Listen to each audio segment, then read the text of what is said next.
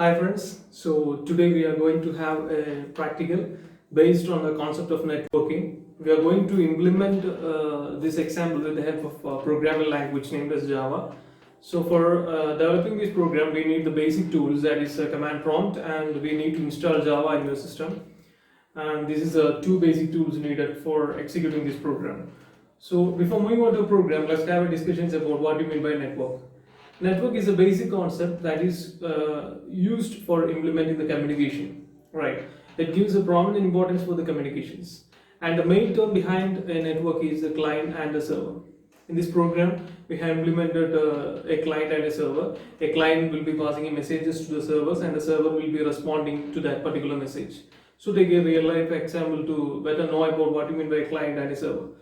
Uh, See a classroom, or take a classroom as a networking environment, and the students in the classroom can be treated as a client, and the faculty in the classroom can be treated as a server, because the students may have different queries to the faculties. So see, a student named as Ashish will ask the query as what do you mean by PHP. A student named as Sanjay will ask the query as what do you mean by or HTML, right? So the different students in the classroom can be treated as a client. They have different queries to the server. The server will respond to the queries or the questions asked by the students. So in the similar manner, here we are implementing a concept with the help of Java. Here we are implementing a program. One side will be acting as a client side, and the other side will be acting as a server side. So this is the program that we are going to implement in this session. So let us move on to the program. So this is our program. We have split the program into two files. One is called as a client file and another one is called as a server file. As we already discussed, networking is a concept used for implementing the communications, or it is given the prominent importance for message passing, sharing, etc. So here the client server communication methodology is being implemented with the help of program, and this is a client side program, this is a server side program. These two programs are reading and writing from both the command prompt windows. Here a server side is using a command prompt and the client side is also using another command prompt. With the help of this command prompt, two of these entities can pass the messages. So we can move to our program. In the starting section, we have imported two main packages into a program. See, every programmer can develop a dynamic program, because same idea can be implemented in different ways, in different logic, right? So here we implemented our concept. So in order to implement our concept, we need two packages. So in order to tailor it to our program, we need the help of import. We are importing that two packages to our program. We are importing .NET package and also .io package. .NET stands for network package. Here you can see import java.net. It stands for network package. It contains classes and interfaces that provide a powerful infrastructure for networking in Java. So that is all about that package. The next package is import java.input-output. Okay. Input output, or IO, stands for input output packages. It provides a set of input streams and a set of output streams used to read and write data to files or other input and output sources. So that is all about the two important packages that need to be used in our program. We have used in the client side and also we have used in the server side, because we are implementing a networking concept with the help of this program. We are creating a class named as, then we move on to the server sections. Here we are creating a class named as our server. See this class, our server. I have created, or I have given the name as our server. It's not mandatory. You can give any name to this class. I have given my class name as our server. Then moving on to the main method in Java, that is public static void main string arguments throws exception, right? In Java we need only to write this statement, public static void main string arguments. This statement is not necessary. In this program we have used these statements too, that is throws exception. So we can move on to what these terms stands for. Public means, that is this one, public, making the main method public or globally available or globally accessible. So that is the importance of using public in this section. Next, the term is static. Here we can see static. The main method is static so that Java virtual machine can invoke it without instantiating the class. So that's why we have given static there in Java. As we already know these terms, but once more we are explaining the concept. The next term is void. Public static void. As the main method does not return anything, its return type is void. Right. While we create some sort of functions, if any functions or method is not returning any value, say integer, float or boolean, then we can write as void. If a function is not returning or if a method is not returning any value, then we can tailor void before that function. Next one is the name of the main method, that is main. Public static void main. The next term is string arguments. It stores string arguments. It stores Java command line arguments and is an array of type java.lang.string class. So these are the important terms related to the main functions of a Java program: public static void main string arguments. Then here we use the keyword named as throws. This keyword is used to declare that a method may throw one or some exceptions. We have not given a specific exception. It is throwing one or some exceptions. As we all know, exceptions is not actually an error. Exceptions is just an unusual condition raising in a program, right? It is not a usual conditions. It is an unusual condition raising in a program. So that's all about the main functions or the main terms in the main function. The next, we are implementing a networking program, so we need the help of socket. So what do you mean by a socket? Socket provides the communications. Here we see a socket, right? Socket is providing the communication. Then in this now we are looking to the server program. Here we can see a server socket here. So what do you mean by this? It is a class for creating a server-side connections for remote clients to connect to. It's constructed on a particular port, right? Server socket, its object is being created, that is yes. Then it is connected to a particular port. I have given the port number as 2222. You can give the port number according to your wish. Then a client program creates a socket on its ends of the communication and attempts to connect that socket to a server. The server instantiates the server socket object denoting which port number communication is to be done. Here the server instantiates a server socket object, that is AS, denoting which port number communication is to be done. Server socket, here we can see server socket, S is the object. This statement, it's a simple code that creates a server socket that listens on the particular port number. Here it is listening on the port number named as 2222. So the client has to communicate with this port number. In the client program 2, we have used the same port number, that is 2222. Okay, that's all about the server socket. Then the server invokes the accept method of the server socket class. This method waits until a client connects to the servers on a given port. We have used an accept method here. Its importance is this method waits until a client connects to the server on a given port, right? After the server is waiting, a client instantiates a socket object specifying the server name and the port number to connect to. Here you can see socket S is equal to new socket. Here it has given the name of the server, that is localhost, then also the port number to connect to. Server is using the port number, the client is also using the same port number to connect. Okay, after the connections are established, the communications can occur using input-output stream. So this is the first step. This is socket creation steps. After these connections are established, then you can go to the next section, that is input-output stream sections. Right. Each socket has both an output and input stream. The client output stream is connected to the server's input stream, and the client's input stream is connected to the server's output stream. Tailor that words.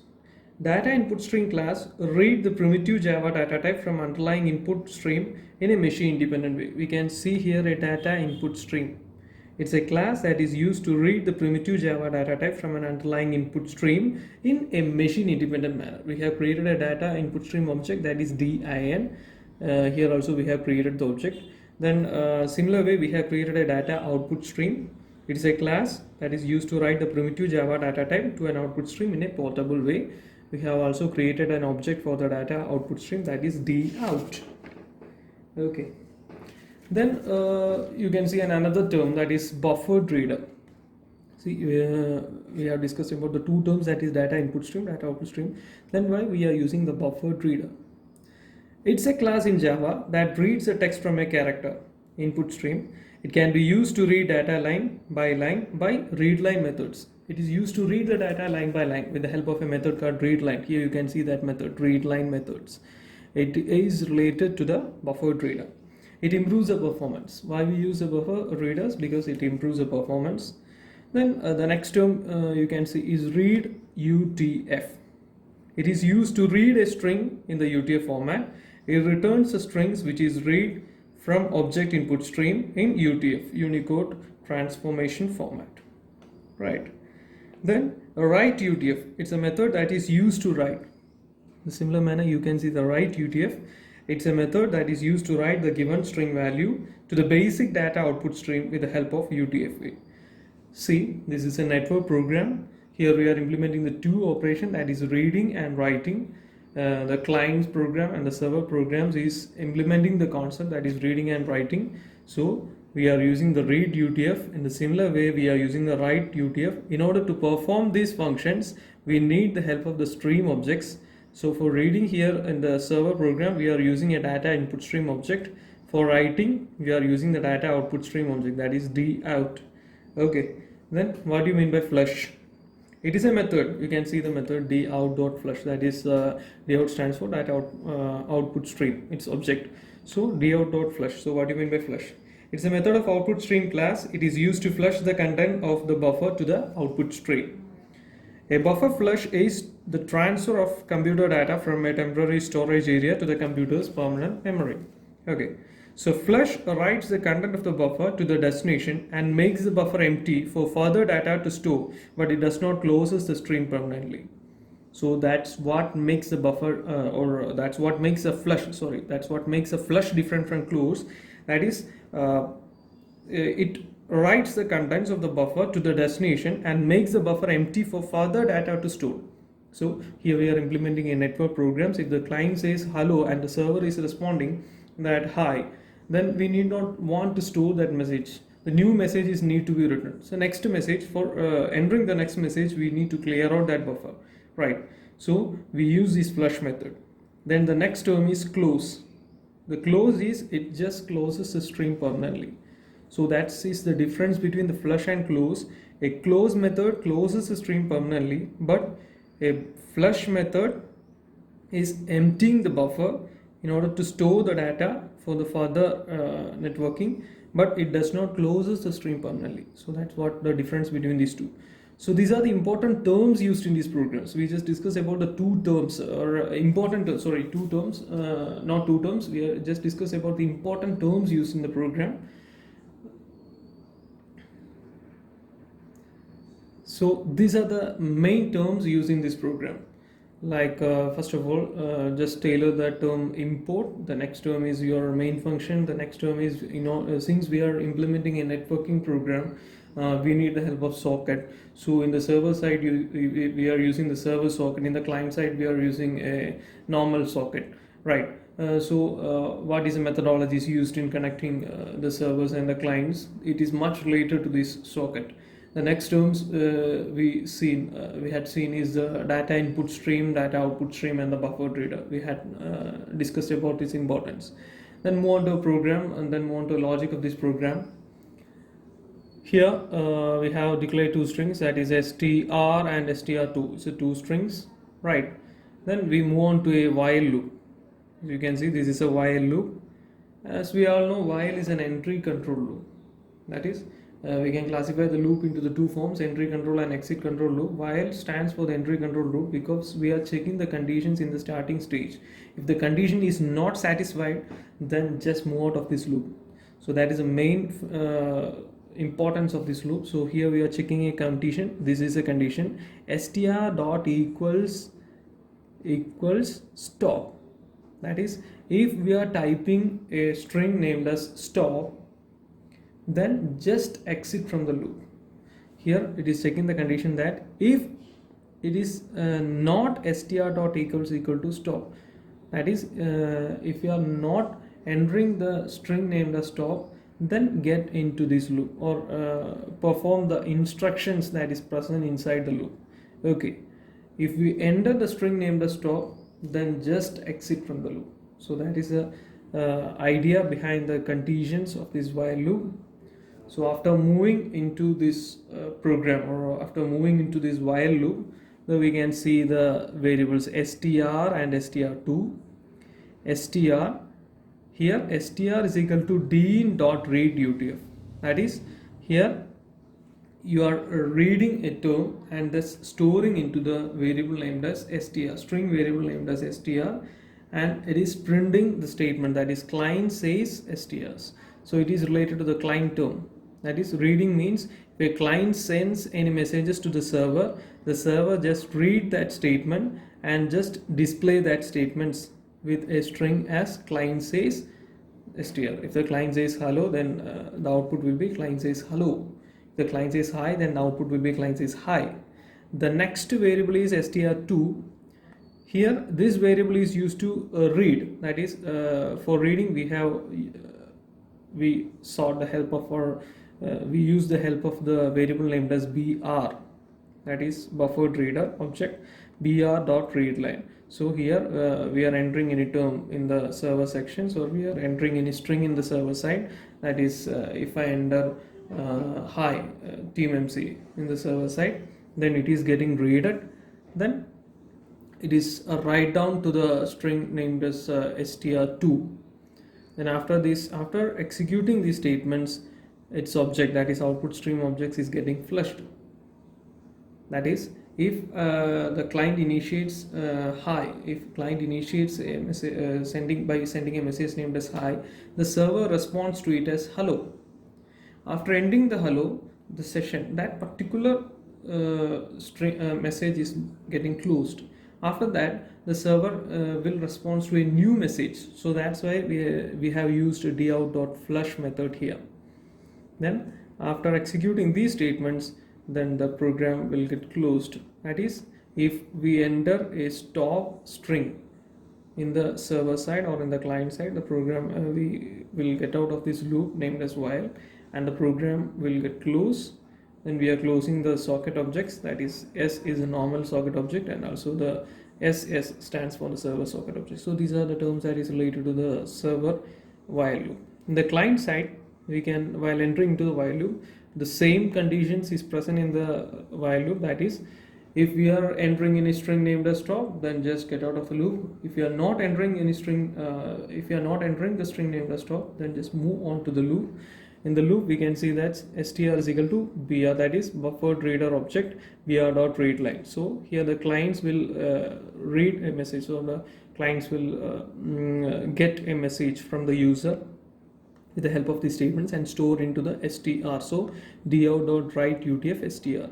If I enter in the client side hi, the hi will get stored to the variable named as str. So we are writing the message into it. So dout.write stands for that statement. Then after the writing operations, we use the flush operations, because if I send that message, if from the client side I have sent that message hi, then that message get over.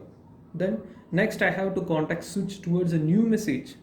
If I say hi and I get the response as hello, then the next question need to be asked. So in order to write the next, or in order to enter the next message, we need to flush the buffer. So that's why we have used this statement here. After that, if the server responds to the message entered by the client, then we need to display the message that's been sent by the server. So for that, we have used a variable named as str2. So din.read utf. Read utf stands for the server passes a message here. We are reading it here, then passing it to the variable named as str2. Then we are displaying it. That is, the server says that particular message. Then we are closing the output stream and also the socket object. In the client side, we need to close only a socket object, but on the server side, we need to close the socket and also the server socket object. So this is all about our program. I hope you have understood the logic behind the program. Now we can move on to the live session of how we can implement this code. Okay. So in order to implement the program, in order to implement this program, we need the help of a few terms, that is a command prompt, and we need to install the Java software in the system. I have installed Java in my C drive. So first of all, take the CMD, right? Type CMD. CMD stands for command prompt. Open two CMDs. Open another CMD2. We need two CMDs because here we are implementing a networking program. So in order to execute these programs, we need two command prompts, one for the client side and another for the server side. So two CMD has been opened. What is the next step? The next step is we have to set the path. Okay, we have to set the path, that is where your Java is being installed. You have to set the path of the Java folder. Okay, so let's move on to computer. Then I have installed Java in the C drive. C program files. Here you can see that folder Java, right? So click on it. There you can see JDK, Java Development Kit. There you can see another subfolder bin. Please select that path. After entering to a folder named as bin, select that path. Just copy it. Okay. Then move on to our section. I have saved my Java files in the D drive. Okay, so here while opening these two command prompt, it's basically based on the C drive. I want to move on to the D drive, so just type D colon. You can see D colon, then press enter. Okay, then I have saved my file in the D drive. The D drive in a folder named as system design.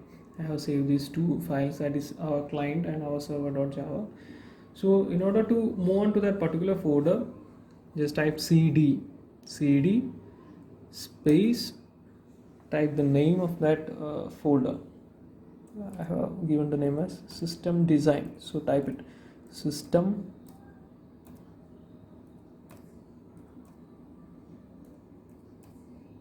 design.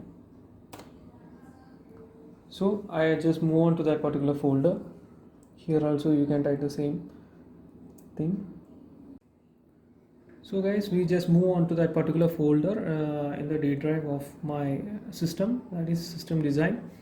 Then the next term is you have to set that path, right? You have to copy that path, that is program files, then Java JDK bin. Just copy that path. Okay, copy it.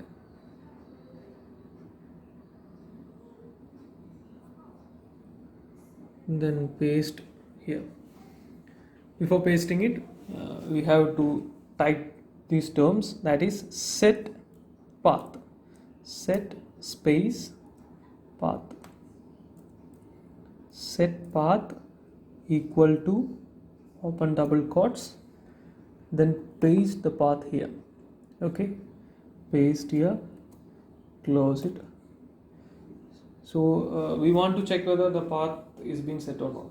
So just type Java C, press enter. Okay, so in the first command prompt we have set a path, so we can set the path in the same manner to the second command prompt too. Type set path equal to, open double quotes, then paste the path here, right? Close the double quotes, press enter, type Java C, type enter. Okay guys, so we have set the path in these two command prompt. Now we need to run our program. Okay, before we need to run, we need to compile our program. So in order to compile our program in Java, we use Java C, okay, space. First of all, we need to run our server program. Okay, so I just type its name as our server dot java. Okay, it is a compilation stage of our program. See, we have created a file named as our server. So in order to compile it, we use the term as javac space the file name of that particular file dot java. Press enter key. So there is no errors. That's why it's just displayed in this manner. Likewise, compile the client program to javac space our client, right? Our client.java.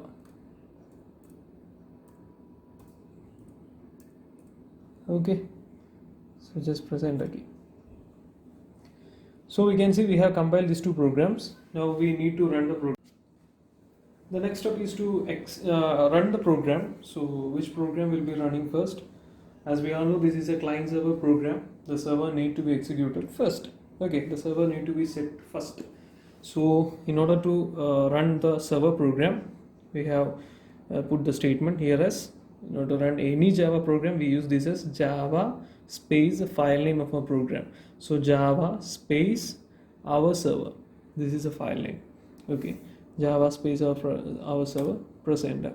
So the server is ready to accept any messages from the client. The server side is ready. So next, move on to the client side. Run that program, that is Java space the name of the program is our client. Okay, so our client. Press enter. The client is also ready. So we are implementing a network program here. We have opened two command prompt. We have compiled that two programs, that is ours, compiled two files, that is one file is our server and the next file is our client. Then we are going to execute the program. For executing any Java program, we use the Java space that particular file name. So here, first of all, we have executed the server side. Next, we have executed the client side. Then we can say any message to, or we can pass any message from the client side to the server side. Say, hi. Okay, hi. I have typed a message named as hi in the client section. Press enter key. You can see the response here, that is in the server side, that is a client says hi. See this. Okay, so the client has passed a message to the server. In the server side, we have viewed that message. Then we are giving a response to the client. So in the server side, that is this side, in the server side, we are setting a response. Hello. Hello. Press enter. See, the client side is receiving that message, that is server says hello. So this is the communication strategy. We have implemented the program with the help of Java. We have executed the program. First of all, we have set the server. Then we have next we have executed the client program. From the client side, we have passed a message named as hi. The server side, we can see the client says hi. From the server side, we have responded to as hello. There in the client side, we can see the message as server says hello. So this is a program that we have implemented. So we have passed the messages between the server and the client. So in order to stop these communications, I'm typing stop message in the client side. So this is a client side. I'm typing STOP. You can see I have typed here as STOP. Press enter. Here in the server section, the message is displayed as stop. Okay, so we have stopped this communication here. So this is the methodology that is being used with the help of Java to implement the networking concept. This concept is related to our system design section. So we discussed a lot of terms here. Just tailor it to your mind. Go on with this example. Try new experiments also. All the best.